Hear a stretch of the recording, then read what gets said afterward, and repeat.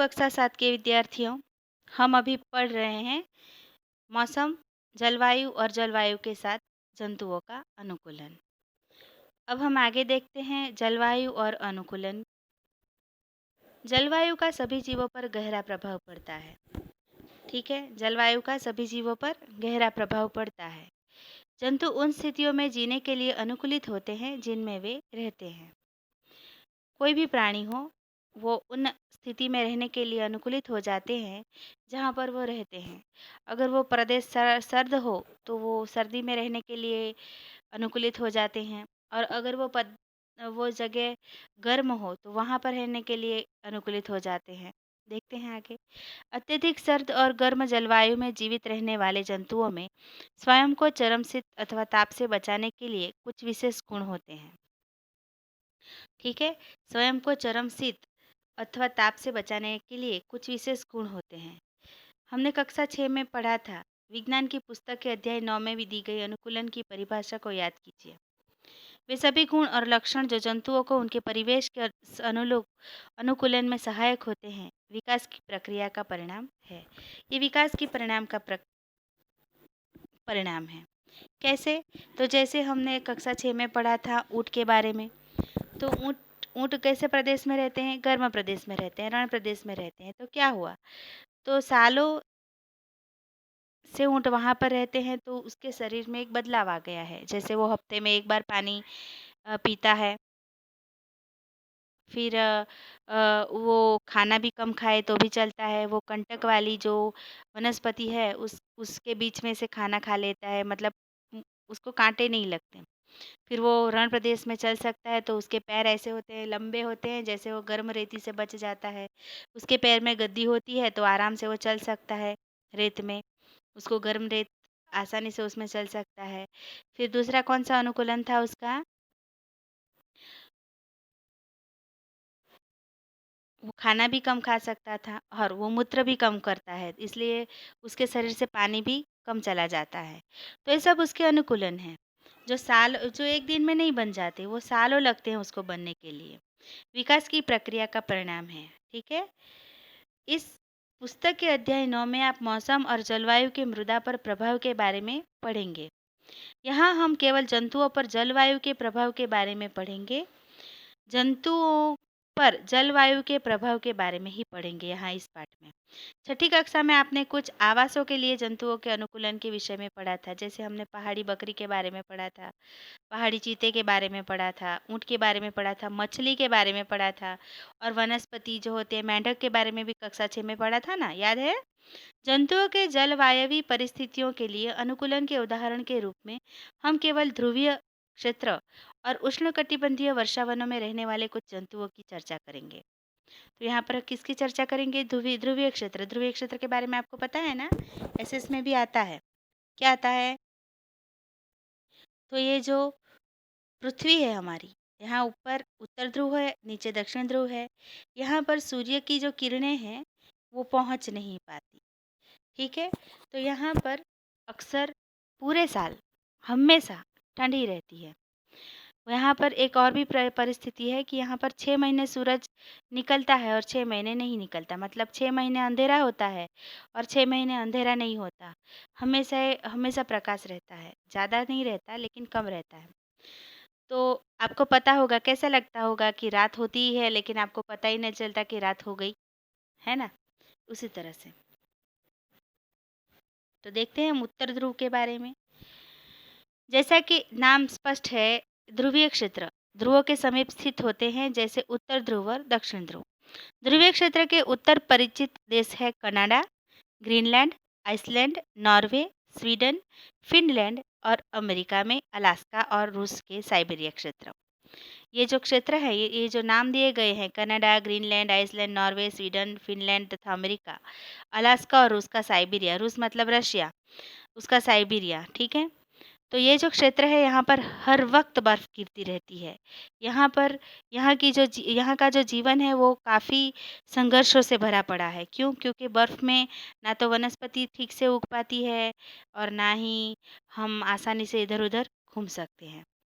Bharat, Malaysia, Indonesia, Brazil, Congo, गणतंत्र, Kenya, Uganda और Nigeria कुछ ऐसे देश हैं जहाँ उष्णकटिबंधीय वर्षावन पाए जाते हैं।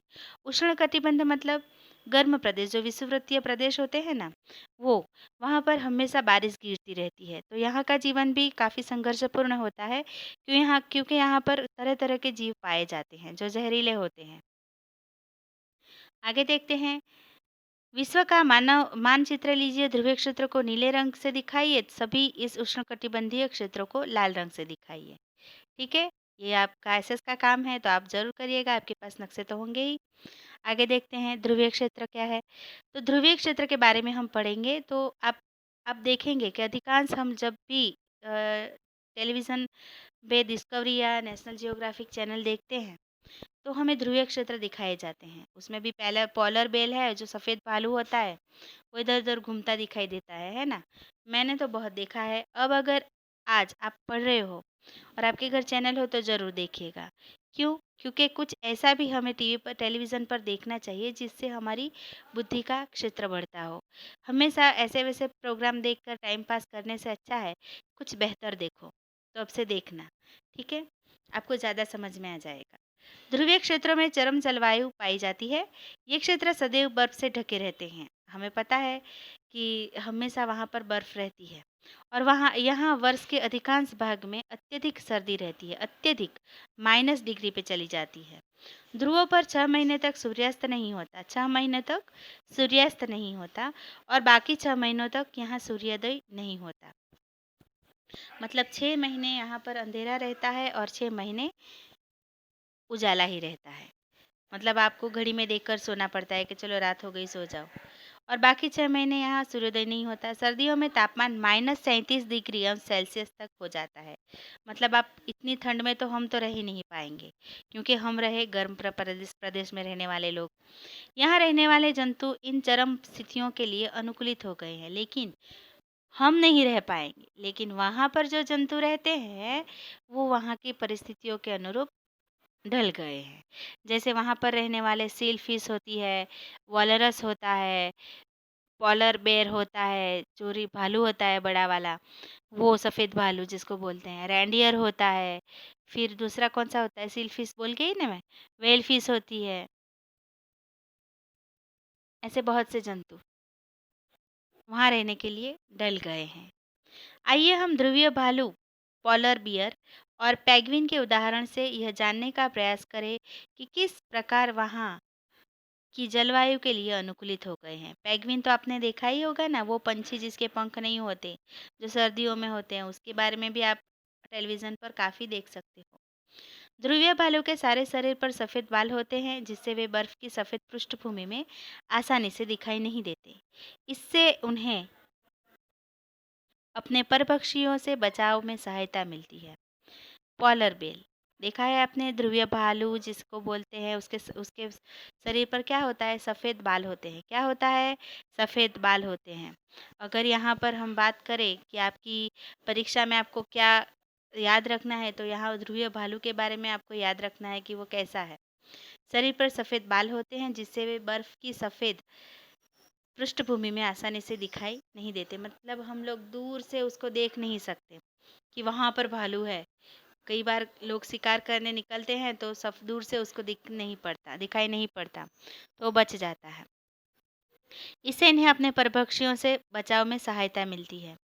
साथ ही इन्हें अपने शिकार को पकड़ने की भी सहायता मिलती है, और फिर शिकार भी वो पकड़ सकता है, क्योंकि वो मोटा होता है तो दौड़ के तो नहीं पकड़ सकता। तो वो छुप छुप के जाता है सफ़ेद बर्फ़ के बीच में से, तो वो आसानी से अपने शिकार के नज़दीक जब पहुँच कर अचानक से झपट्टा मार के उसे पकड़ सकता है ना?